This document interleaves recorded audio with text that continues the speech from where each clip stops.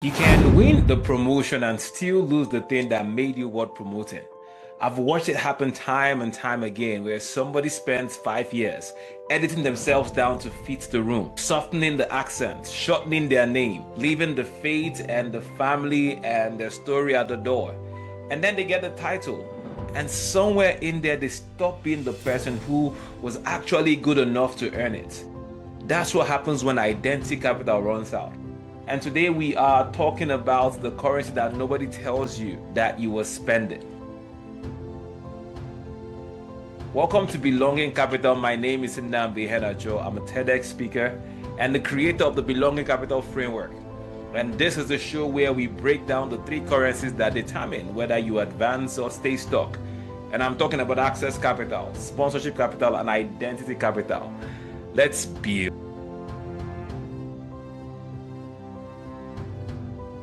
Hello everybody, I hope you are doing well today. I want to do a quick recap if you are new to this channel or to any of my content. I want to talk about the three currencies for you so you can get the context of where I am coming from. And if you have not subscribed, please go ahead and do that. First of all, we have access capital. Access capital gets you in the room. And then we have sponsorship capital that gets someone to advocate for you when you are not in the room. And lastly, we have identity capital. This happens when you are in the room and someone is advocating for you, but it's what determines whether you can stay fully yourself while you are in there. And today's conversation is tied to the week for the theme for this week, which is about legacy. And legacy is not what you just it's not just what you build, it's the version of you that built it. And so if you edit yourself out, out of your own success, out of your own success story, the legacy you leave behind is a performance, not a person. This is so important. If you edit yourself so much that the person who attains the success is not the real you, what you've done is you've left a legacy of a performance, not a person. Let's get into it. All right, so let's speak on identity capital. Right? Identity capital is the measurable advantage or the cost of showing up as your authentic self at work.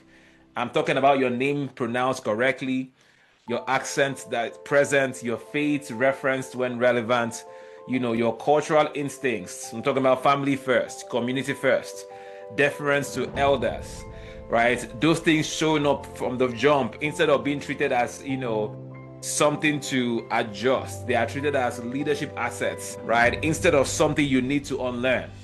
Okay, and why is this an important conversation to be happening right now? Right, workplace research this year keeps converging on the same finding across every generation studied. People are prioritizing psychological safety, meaningful work, clarity, and growth, not polish, not conformity. That's the business case for identity capital, right? That is exactly why identity capital is important. Authenticity is not a nice to have. It's not something you just trade in for advancement. It's a precondition for the things that actually predict performance. Like we can tell how you will perform based on how you show up as your full self. If you keep editing yourself, ultimately you are not coming correct. You are not coming as the full you. And your outcomes will be diminished. Okay, and I want to speak on, where immigrant professionals lose identity capital without noticing. Right, there's a context or concept of code switching, and this goes beyond or goes when it begins to go past the professional tone and into erasing who you are, erasure, right? Anglicizing your name in your own head before someone even asks you, avoiding mentioning your faith or your family obligations because you've decided it reads as unprofessional. Okay, softening your accent, right? To the point where it's like you've changed this so much, it's lost what it means, right? Your name, your accent, I've seen this happen so many times where someone is trying to Americanize how they sound, but you have your accent from where you're from, your nationality, and now you don't sound American enough, but you've lost the authenticity of who you are. So you don't sound like your country enough. You don't sound Kenyan enough or Nigerian enough or Ugandan enough because you've mixed it up so much, right? And it's okay to work on adjusting, being intentional rather to ensure that you are understood. It's different from trying to sound different or sound more American, right? Because you feel like, hey, that sound will get you more access, get you into certain rooms, get you more opportunities. No, it is clarity that you need. You need to be clear in communication, not Americanized in communication. You lose who you are, your authenticity when you do that, right? It is, you can't afford to say, hey, how I sound is unprofessional. It's you lose the plot. You've lost the plot if that is a mindset that you have. Softening your accents, you're erasing who you are. It's becoming self-erasure, right? You're going to get to a point where you don't even recognize who you see in the mirror, right? Each one of those, small transactions, they compound over time. And then it becomes a legacy built by someone who technically has your name, right? It's your name on the door, but it's not fully you. And that's dangerous. And there's a legacy connection to this, right? And this week again, our team is Forge Your Legacy. Identity capital is the currency that determines whether what you leave behind actually reflects who you are. A promotion that is earned by a diminished version of yourself is a legacy note written in someone else's handwriting. I need you to understand this, right? It's a legacy note written in someone else's handwriting. So yes, quote unquote, it's your legacy, but it's not you. It's not you. It's not you. We don't want to lose. We want to win as, in the most authentic version of ourselves. We want to be true to who we are. Right? Again, I said I've seen this several times where there is the temptation. It's easy. My name, right? When I moved to the US, my given first name is Nnamdi, middle name Chukwemeka, last name Iheanacho. When I moved to the US, immigration, when I do my passports, they swapped, customs, they swapped my first and middle name. And so they put Chukwemeka first and Nnamdi. And so since I've lived in the US, my first name has been Chukwemeka. I tried to change it when I became a citizen, I tried to. And they told me it was going to take 6 months. I'm like, nah, I've spent a long time trying to get through this process. I'm not about to add 6 months to it, right? And so I'm like, I'll get it done. I'll revert it back when at some point I'll do it. But where I'm going is Chukwemeka is my first name, and I've seen people struggle to pronounce Chukwemeka, right? People will look at recruiters calling me for opportunities like, hey, am I speaking to Chuck? And like, my job is to explain it's Chukwemeka. It's me educating them, right? It's not adjusting how I make the name sound. Chukwemeka, no, it's Chukwemeka, because Chukwemeka means something, right? Nnamdi means something. Nnamdi, if you actually say properly, like it means something, right? So Nnamdi, like it's, yes, I will give you how to pronounce it. I am okay educating anybody on how to say my names, but trying to break it down, like, can I just call you Chuck? No, Chukwemeka is Chukwemeka, right? And Chuck, say like, Chukwemeka. It's because that's where the meaning is, right? That's where who I really am is. That is where everybody who has called me that name has meant something. That's been an identity, a source of confidence, right? And there's always, again, temptation to adjust. Hey, where are you from? Or how do you say your name? You have to come correct. I've had other conversations where this is happening in your country. This is, people are being attacked a certain way. What can you say about it? And I've lived some of these experiences. And so I will not in that moment deny my experience or try to abdicate the explanation of it. No, I will give you correct explanations and tell you this is lived experiences for me and what it means. Right? It's so powerful and important that we learn to show up completely and fully, right? And not, try to edit the story, edit the journey, edit the experience, edit the testimony, edit who we are, because it begins to impact the real person. It begins to impact us. So I want to walk through a few questions that I want you to think on, right? A few questions I really need you to ponder on as you watch this episode. The first one was, when was the last time you changed how you say your own name to make someone else feel comfortable? When was the last time you did that? Question number 2, is there a version of your story, your immigration journey, your faith, family, any of that you've quietly decided it is not for the office? Why? Now think of the last big room that you were in. Were you the same person in that room as you are in your community when you are in those indigenous community meetings, when you are with your farms, your peoples, your countrymen? Is that the same version? Is that the same person? What was different? And was the difference a choice or was it reflex? Speak on that or think on that. Who in your life has only ever met the edited version of you professionally? And what would it cost to let them meet the full version? Question number 5. If your current role ended tomorrow, would the people you worked with remember you or the performance you gave them? Would they remember you or the performance you gave them? It's a very important question. I want you to take time to think on these things because again, I want to do this series to strike a conversation, to get us to think and then make important decisions, right? And hopefully decisions that will move us forward as individuals, but as a community as well. All right. So this week I have an assignment for you. Pick one setting, whether it's a meeting, your email signature, an introduction, somewhere where you've been defaulting to the edited version of yourself. And then I need you to show up as the full version instead. One rep, right? Not a full identity overhaul. I understand it's taken a while. You've made these edits for a while. So I'm not asking you to just do like a drastic, overhaul. But a little shift, a little adjustment, a little rep, begin to adjust backwards. Just to prove to yourself that the room can hold the real you. Try it out. All right, I want you to do that this weekend. Let me know how it goes. I want to hear, hit me up in the comments, send me DMs on social. I want to hear the story of how that went and then continue to stack up on that.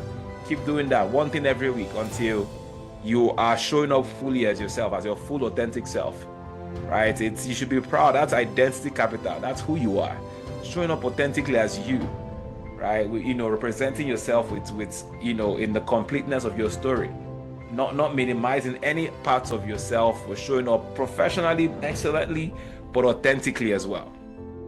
All right, before I wrap today's episode up, I want to talk about something really important, and why I'm doing this. An initiative that that is really burning in my heart. So part of my responsibilities as CEO and founder of the African Men Collective, as a leader, leading that nonprofit, with also the work I do with H3 for faith-based professionals.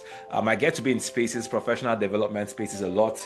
I get to be in social innovation, social impact spaces quite a bit. I get to be in conferences, summits, those type of things. And I also, because of my work in ministry, get to spend plenty of time in spiritual environments, church spaces, church meetings. I'm particularly interested in, again, church professional development, faith, ministry type professional development. And I have seen a very lopsided ratio of men to women on the higher side versus men when it comes to showing up for these different activities. And I'm forced to ask, where are our men? And when I say our men, I'm talking about African immigrants, first-gen African immigrant men, Christian African men who are supposed to be in the room, because this is a room where information is being passed. Powerful networks, networking is going on. Meaningful connections are being made. Powerful conversations are being had, even about our community. And I'm talking about advocacy spaces in our advocacy conference. Again, the ratio lopsided. And I'm not saying that there are no men showing up to these things. I'm saying the ratio is very lopsided. And what we see is, again, you see the data even supports this, right? There are more Black women founders, but a lot of those immigrant women founders, right? Because there's real intentionality around how they've shown up to these spaces, to these meetings, to these settings. If you go into church, except maybe the lead pastor and the founder and pastors, you see most of leadership, most of the pillars in most churches are women. Leading different departments and ministries are women, right? The ratio or in attendance is women. They will show up. In fact, it's almost like the responsibility of the spiritual health of most families has been delegated to the women, and then you don't even, it's very, the single or the single brothers, the younger men, that ratio, that number is even significantly less, right? And I want to call this out with intention, Now I feel like one of the reasons is there has been, again, intentional commitment of resources to empower women in this generation and in this nation. And I think that's a great thing. Right, there's been that intentional approach. So there's a lot of women grants, women programs, women accelerators. It's not uncommon to find those, right? And so what happens is all the opportunities are available to them. There's programs for teenage girls and young girls, and funding. If you're a nonprofit that is leading and doing work with that group, you get money, you get funding, you get support. There's different organizations that are going to lean and support, and there's not so many. Again, I'm not saying there's not any. There's just not as many that's targeting the boys and the men. I don't think I've ever seen a male, and again, not just specifically men, but I'm speaking to, because I know there are programs out there for men, faith-based organizations that serve men, even serve black men, but it's different for immigrants, African immigrants, Christian men, right? It's almost like there's nowhere for us to do this work together. And so maybe it's the men who resonate with belonging capital, and they get in the DMs and in the comments, but they have no room to practice it out loud. Okay, and that's what I feel is going on.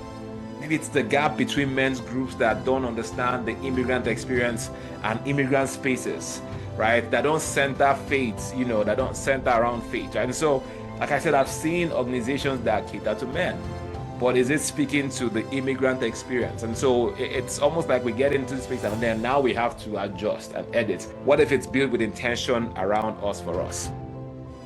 Right? And so I'm calling this out because it's been heavy on my mind for a while now. And so I decided to start working on something, because again, builders build, right? We builders build, and I'll put it that way. And so I'm working on something called the Royal Forge.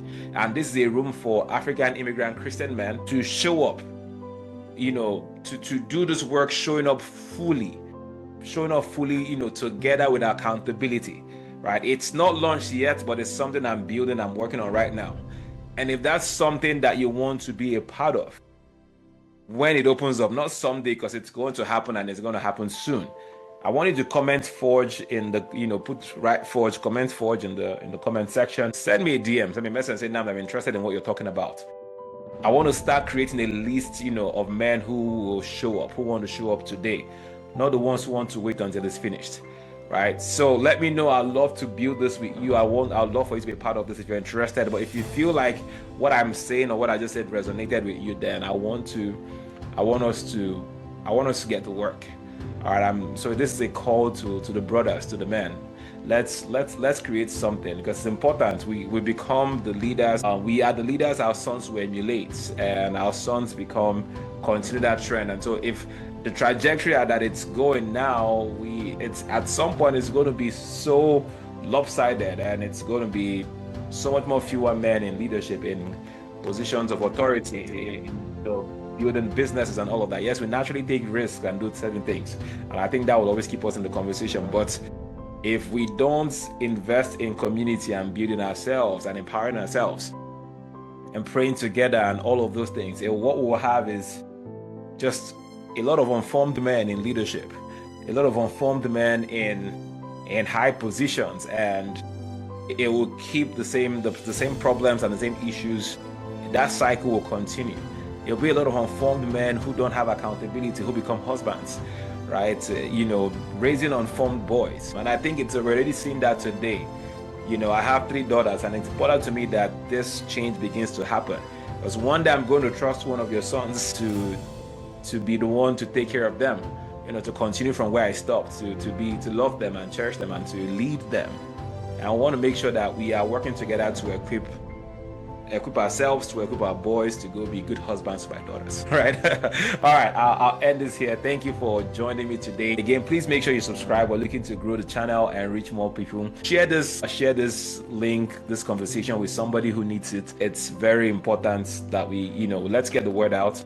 I look forward to continue to grow with you. There are other initiatives and things that we're working on. So stay connected to the work that we're doing. Thank you so much for being a part of today's episode. And I can't wait to see you same time next week. Till then, stay blessed. God bless you. Oh, and thank you for joining me today. I hope that video blessed you, and I hope the words you heard and all of the things you received, resonated with you in one way or the other. If it did, then I invite you to subscribe to this channel. And while you're at it, make sure you hit the notification bell so you can know when we share new content, and make sure you share this with your friends, your colleagues, your enemies, everyone who needs to hear some of those words. It helps us continue to grow, and it makes it even more likely and possible that we continue to bring you this amazing content. So please go ahead and subscribe, and thank you, and I will see you in the next video.